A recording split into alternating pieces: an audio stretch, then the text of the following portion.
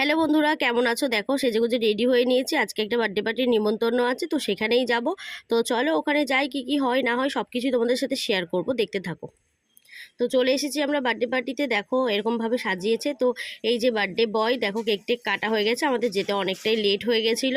আর এই দিকটা ভালো করে ডেকোরেশন করে সাজিয়েছিল। তারপরে চলো এবার গিফট টিফট দেওয়া হয়ে গেছে, একটু স্ন্যাক্স খেয়ে নিই। ছিল পটেটো পপকর্ন আর কফি। তো বাইরে দাঁড়িয়ে দাঁড়িয়ে আমরা পটেটো পপকর্নটা খাচ্ছিলাম, কিন্তু পটেটো পপকর্ন খেতে খেতে এত গরম করছিল, কারণ বাইরেটাতে ভীষণ গরম, এসি ছিল না। তো সেই জন্য ভাবলাম পটেটো পপকর্নটা খেয়ে কফিটা নিয়ে ভেতরে চলে যাব। কফি নিয়ে ভেতরে চলে এসেছি। দেখো এখন আমরা সবাই বসে একটু গল্প করছি, আড্ডা মারছি। বাবার কোলে বান্টু বসে রয়েছে, তো আমরাও এদিকে বসে রয়েছি, আমি মা, এদিকে অনেকে বসে রয়েছে, সবার সাথে একটু গল্প হচ্ছে। তো এবার চলো খাওয়া দাওয়ার পালা।